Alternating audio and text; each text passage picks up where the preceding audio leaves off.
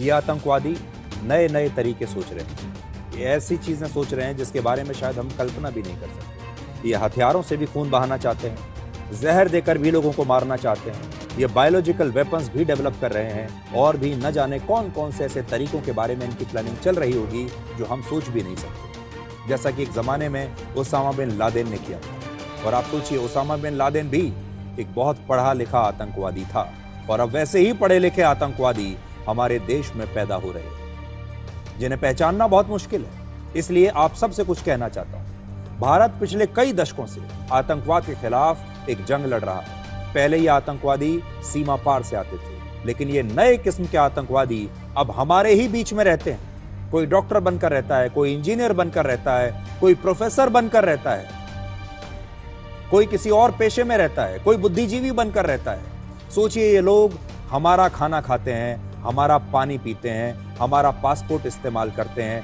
हमारे संसाधनों का इस्तेमाल करते हैं। ये डॉक्टर्स हैं जिन्हें हमारे समाज में सम्मान मिलता है, लेकिन बदले में ये हमारे देश के खिलाफ साजिश करते हैं। ऐसे नेटवर्क को पकड़ने के लिए हमें बहुत ही मजबूत निगरानी, सर्विलांस चाहिए।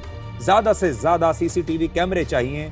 जब ये लोग कहीं नौकरी के लिए जाते हैं, इन्हें कहीं एडमिशन दिया जाता है किसी कॉलेज में, किसी यूनिवर्सिटी में, किसी नौकरी में, इनका सख्त बैकग्राउंड चेक करने की बहुत आवश्यकता है और हमारी इंटेलिजेंस का जो नेटवर्क है उसे भी और विस्तार देने की आवश्यकता है। हो सकता है कुछ लोग सुरक्षा की सख्ती को, अब ये मैं हमारे देश के लोगों की बात कर रहा हूं, बहुत सारे लोग सुरक्षा को लेकर जो सख्ती की जाती है उसे अपनी व्यक्तिगत आजादी के खिलाफ मानने लगते हैं। वो अपने फ्रीडम टू स्पीच को बीच में ले आते हैं, ह्यूमन राइट्स को बीच में ले आते हैं, लोकतंत्र को बीच में ले आते हैं। लेकिन व्यक्तिगत आजादी तभी सुरक्षित रह सकती है जब हमारा देश सुरक्षित होगा।